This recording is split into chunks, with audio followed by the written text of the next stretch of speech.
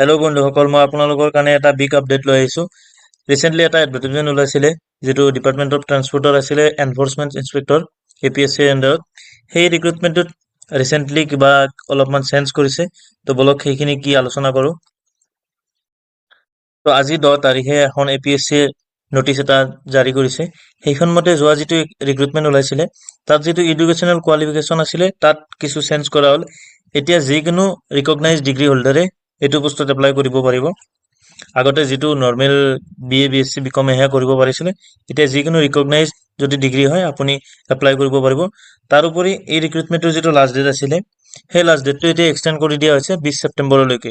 বাকী যিখিনি ক্ৰাইটেৰিয়া আছিলে সেইটো আগৰ এডভাৰটাইজমেণ্টৰ মতে একেই ৰাখিছে, একেই থাকিব, তাত কোনো চেঞ্জেছ নাই। তো আপোনালোকে যদি আগৰ এডভাৰটাইজমেণ্টটো চাইছিলে তেতিয়াতো ভাল কথা, যদি চোৱা নাই তেখেতসকলৰ কাৰণে মই আগৰ এডভাৰটাইজমেণ্টৰ কি পইণ্টখিনি অলপ ডিছকাছ কৰি দিছোঁ। আমি যদি আগৰ এডভাৰটাইজমেণ্টটো চাব যাওঁ, আগৰ এডভাৰটাইজমেণ্টটো ওলাইছিলে আপোনাৰ এনফৰ্চমেণ্ট ইনস্পেক্টৰ ডিপাৰ্টমেণ্টৰ ট্ৰান্সপৰ্টৰ আণ্ডাৰত 27টা পোষ্ট আছিলে, যিটো পে লেভেল 22,000ৰ পৰা 97,000লৈকে হয়, 9,400 গ্ৰেড পে বেণ্ড 3 আছিলে। যিটোত আপোনাৰ কোৱালিফিকেশ্যনটো আগতে লিখা আছিলে যে আৰ্টছ ছায়েন্স কমাৰ্চ, এতিয়া সেইটো আপোনাৰ চেঞ্জ কৰি দিয়া হ'ল, যিকোনো আপুনি ৰিকগনাইজ ডিগ্ৰী হ'লে এপ্লাই কৰিব পাৰিব। মানে BE BTech তেনেকুৱা যিকোনো ডিগ্ৰী হ'লে, BBA বা যিকোনো বেচেলৰ ডিগ্ৰী হ'লে আপোনালোকে এপ্লাই কৰিব পাৰিব। তো ইয়াৰ লাষ্ট ডেটটো আছিলে, আগতেতো বেলেগ আছিলে, এতিয়া এইটো চেঞ্জ কৰি দিয়া হ'ল, এতিয়া 20 ছেপ্টেম্বৰ। তো সেইটো লৈ কোনো কথা নাই।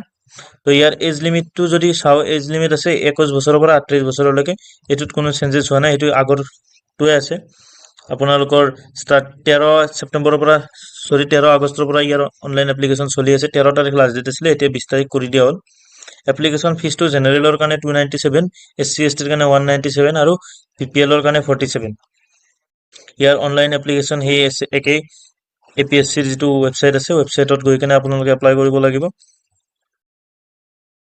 এই ৰিক্ৰুটমেণ্টৰ কাৰণে যিটো ৰিটেন এক্সামিনেশ্যন হ'ব, তাৰ কাৰণে যদি আমি এক্সাম চেণ্টাৰ চাওঁ, এইটো শিলচৰ, যোৰহাট, নগাঁও আৰু তেজপুৰ, কোকৰাঝাৰ এইকেইটা এৰিয়াছ এক্সাম চেণ্টাৰ আছে। এই ৰিক্ৰুটমেণ্টৰ যদি আমি চিলেকশ্যন প্ৰচিডিউৰৰ কথা চাওঁ, ইয়াত এটা OMR বেছ টেষ্ট হয়, তাৰপিছত আপোনাৰ ইণ্টাৰভিউ থাকে। বৰ্তমান সময়ত যিটো কাৰেণ্ট এডভাৰটাইজমেণ্ট আছে, তাৰ যদিও চিলেবাছ ডিক্লেয়াৰ কৰা নাই এতিয়ালৈকে, কিন্তু ৰিচেণ্ট যিটো লাষ্ট যিটো এডভাৰটাইজমেণ্ট আছিলে, তাৰ যদি আমি চিলেবাছখিনি চাওঁ, নিশ্চয় একেই চিলেবাছ থাকিব। তাত জেনেৰেল ষ্টাডিজৰ এটা এক্সাম হয় OMR বেছ, যিটো 200 মাৰ্কছৰ 2 ঘণ্টাৰ এক্সামটো হয়। তো তাৰ টপিকখিনি যদি চাওঁ, কাৰেণ্ট এফেয়াৰ্ছ থাকে অসম আৰু ভাৰত দুয়োটাৰে, স্পৰ্টছ, বুকছ এণ্ড অথৰ্ছ আৰু ইম্পৰ্টেণ্ট পিপুলৰ বিষয়ে, economy of India and Assam, history Assam and India and Indian national movement, Indian polity and constitution of India, geography India and Assam দুয়োটা, তাৰপিছত environment of Assam, transport and traffic rules, general mental ability আৰু numerical aptitude. এইখিনি গোটেই cover কৰি 200 নম্বৰৰ question আহে, য'ত আপোনাৰ 2 ঘণ্টাৰ সময় দিয়া হয়। তো এইখিনি ইয়াৰ ডিটেইলছ শ্বৰ্টকৈ। তো আশা কৰোঁ আপোনালোকে কথাখিনি বুজি পাইছে। ইম্পৰ্টেণ্ট যিটো চেঞ্জ আছিলে সেইটোৱে মেইন কনচাৰ্ণ আছিলে এইটো ভিডিঅ'ৰ। তো ভিডিঅ'টো শেষলৈকে চোৱাৰ কাৰণে ধন্যবাদ। এনেকুৱা ধৰণৰ আপডেট আগলৈ পাই থাকিবৰ কাৰণে আপোনালোকে চেনেলটো ছাবস্ক্ৰাইব কৰিব। Thank U.